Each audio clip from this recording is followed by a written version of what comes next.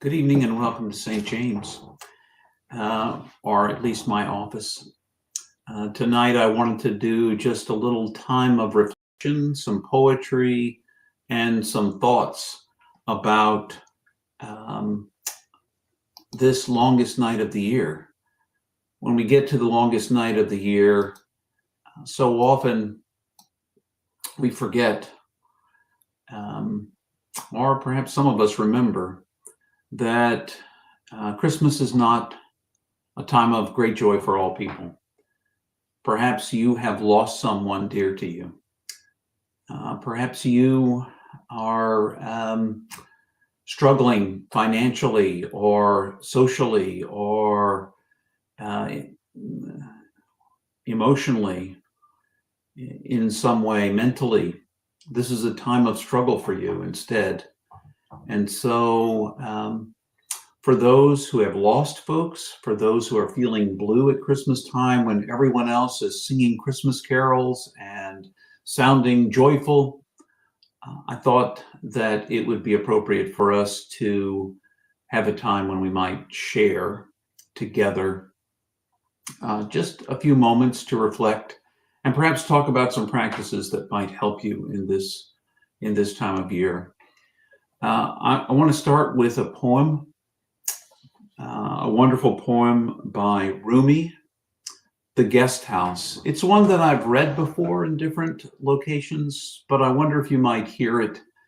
And we'll say a word about it.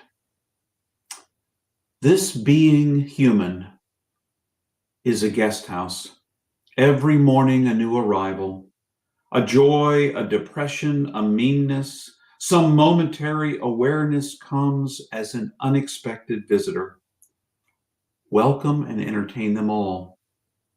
Even if they're a crowd of sorrows who violently sweep your house empty of its furniture, still treat each guest honorably.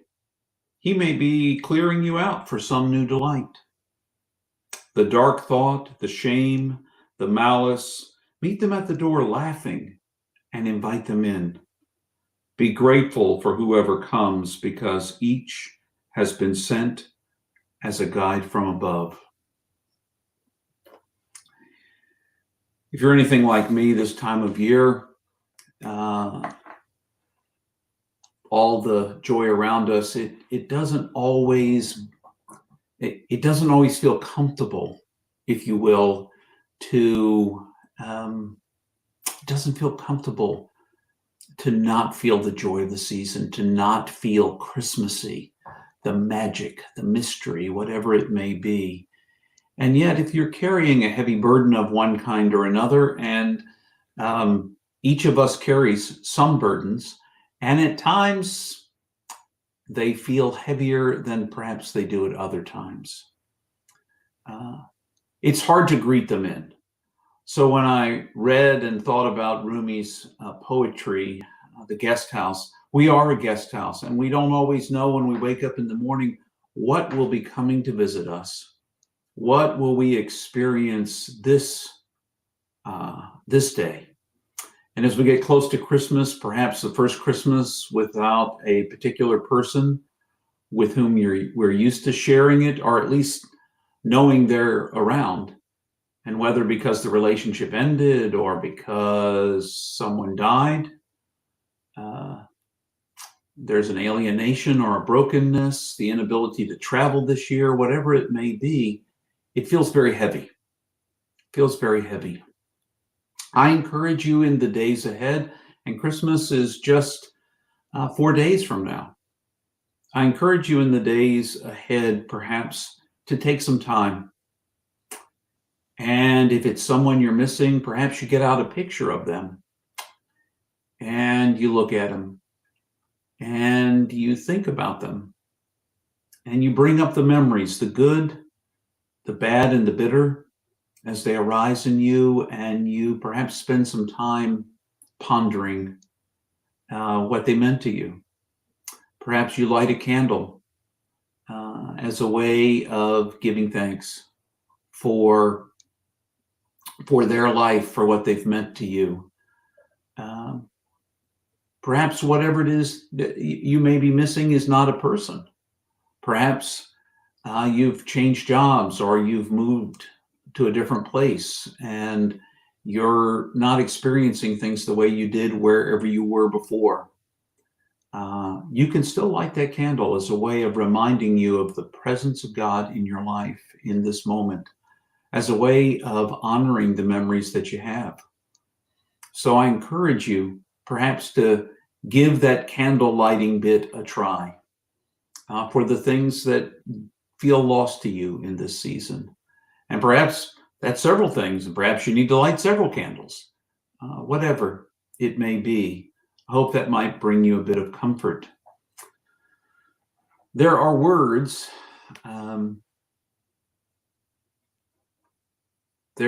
spoken in a psalm, and I'm going to read just the beginning several verses of that psalm. It might be familiar to you as I read it to you as something you hear Jesus saying on the cross in the crucifixion. But when you're carrying something heavy, it might feel exactly like the right words for you. My God, why have you forsaken me? Why are you so far from saving me, so far from my anguished groans? My God, I cry out during the day and you don't answer. Even at nighttime, I don't stop. You are the Holy One enthroned. You are Israel's praise. Our ancestors trusted you. They trusted you and you rescued them. They cried out to you and they were saved. They trusted you and they weren't ashamed. This is a word for the Lord for us tonight. Crying out in pain, even at a time of the year when everyone around you is feeling, it, at least outwardly, appears to be feeling full of joy and celebration, and you're not feeling it. There is nothing to be ashamed about.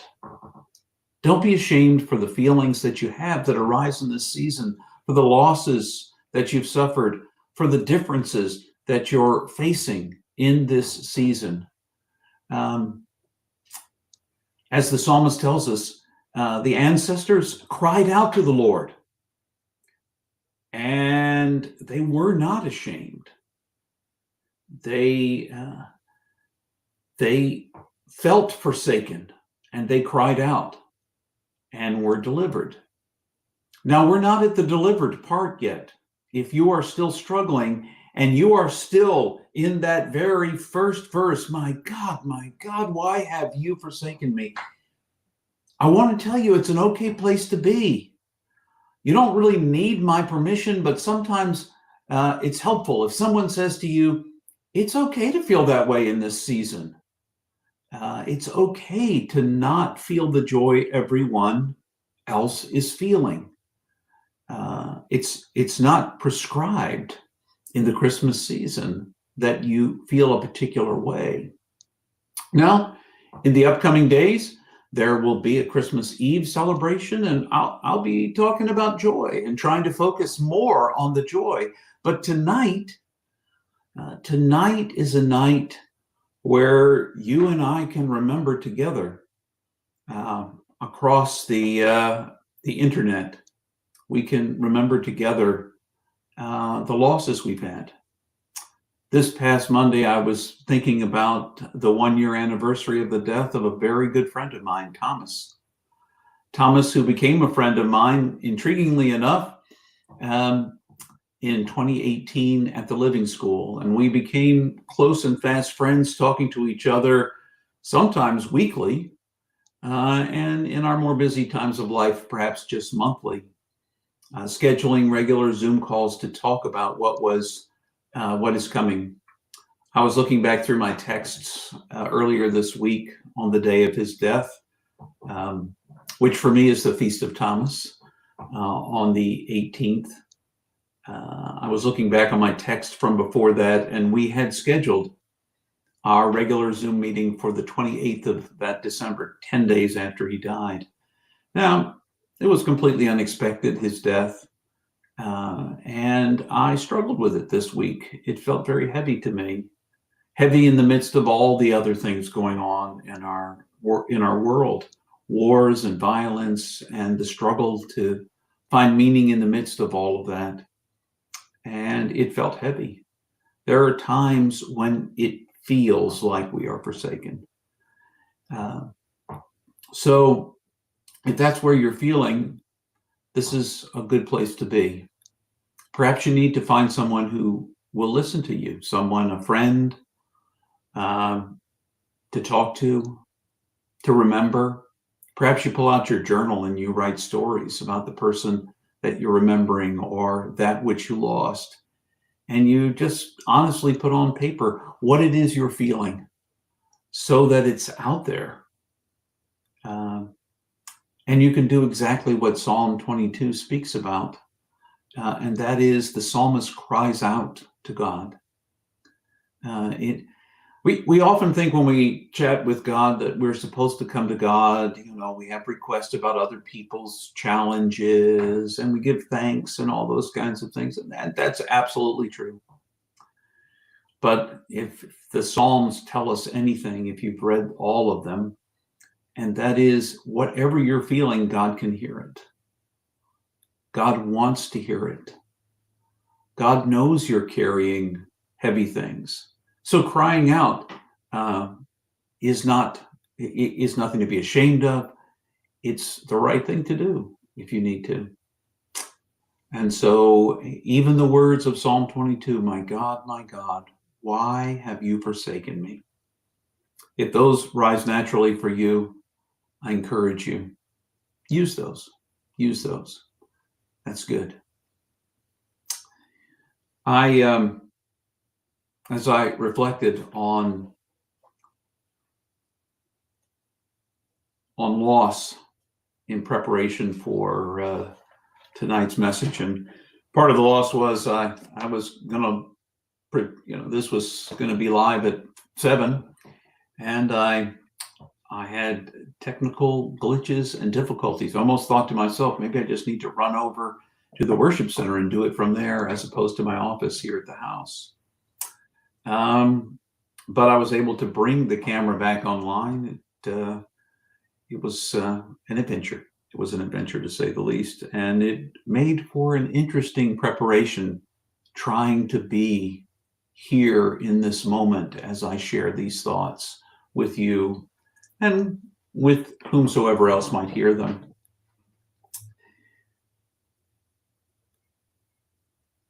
Let's take a moment of silence and name some people perhaps that that come to your mind. I'll name some that come to my mind in that moment of silence as folks I remember, folks I want to remember, things about which I'm grieving right now. Things about which I'm grieving right now. Not being with certain people, not being with able to connect with others, whatever it may be for you. Let's just take a moment of silence together and hold that up.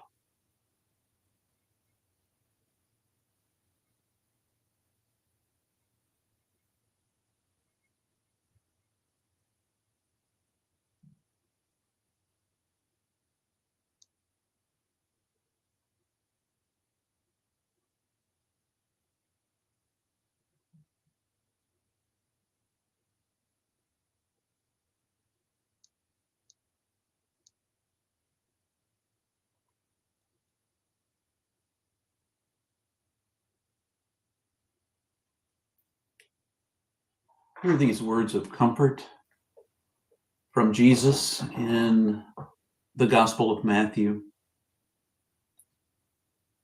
Come to me, all you who are struggling hard and carrying heavy loads, and I will give you rest. Put on my yoke and learn from me, I am gentle and humble, and you will find rest for yourselves. My yoke is easy to bear, and my burden is light. Come to me, all you who are struggling hard and carrying heavy loads, and I will give you rest.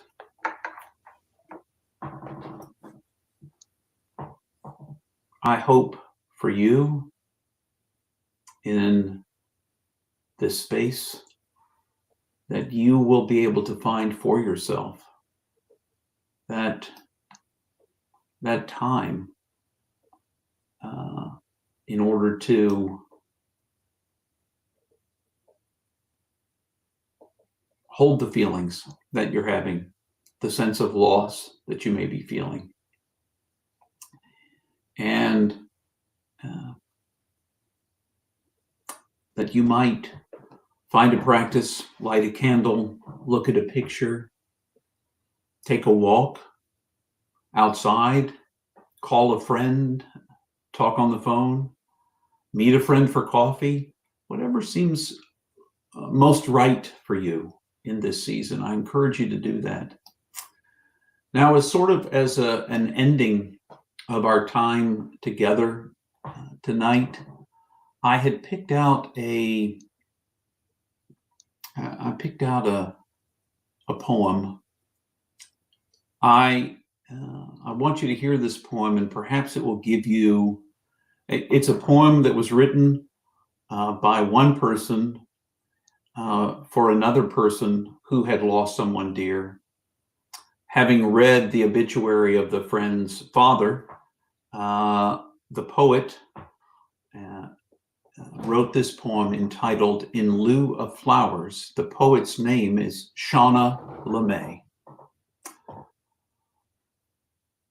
This is written, I think, from the perspective of the one who has gone on, who has ended, who is giving their best wishes to the one that hears them. So I want you to hear them that way in this time. Although I love flowers very much, I won't see them when I'm gone. So in lieu of flowers, buy a book of poetry written by someone still alive. Sit outside with a cup of tea, a glass of wine, and read it out loud or silently by yourself or to someone else. Spend some time with a single flower, a rose maybe. Smell it, touch the petals, really look at it.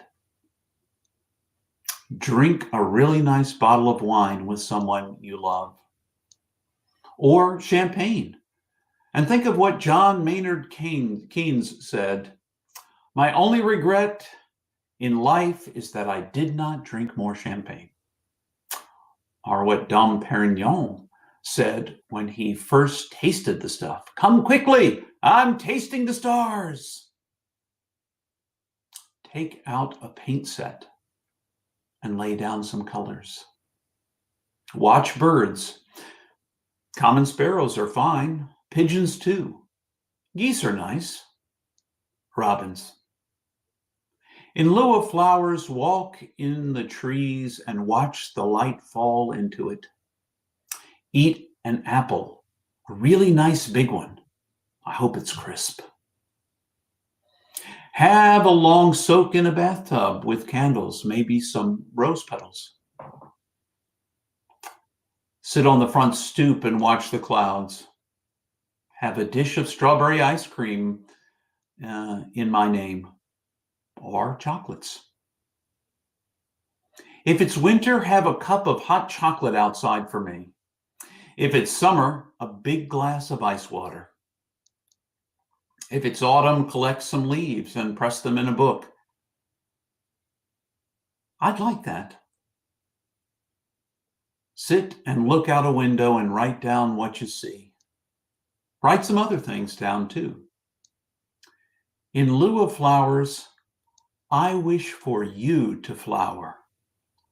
I would wish for you to blossom, to open, to be beautiful.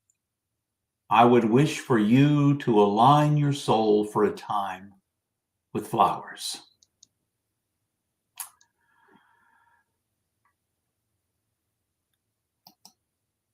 Now, of course, some of those solutions, if you're struggling with addiction, are not good choices. If you're an overeater, perhaps chocolates or strawberry ice cream, not a good idea. If you're struggling with addiction to alcohol, perhaps champagne and wine is not a good plan. But perhaps some of those suggestions suggest to you what those we miss might wish for us in this season. For the things that we miss might wish for us in this season. And that is that we find a bit of peace, that we blossom in this season. And in the midst of that blossoming, reveal as the petals open. The petals open and they reveal to us the inner workings, the vulnerableness of the rose or any other flower that you hold for that matter. And as you hold them and see just how fragile and beautiful they are, perhaps you can think of how fragile and beautiful life really is. And you can celebrate it as the gift that it is. You can also feel the sadness of what it is to lose those with whom you wish you were still accompanying them. In any case, I hope for you on this, the longest night of the year, in the shadows and the darkness of the night, as you perhaps wish for the light and hope for it, feel forsaken, carrying heavy burdens and struggling. In the midst of that, may you find blessing in taking a moment to honor in memory those folks or that which you are mourning its change. My friends, I wish you all the best in this season. Do remember you are infinitely precious and unconditionally loved for the gift you already are. May you find peace and joy and love. Until the next time.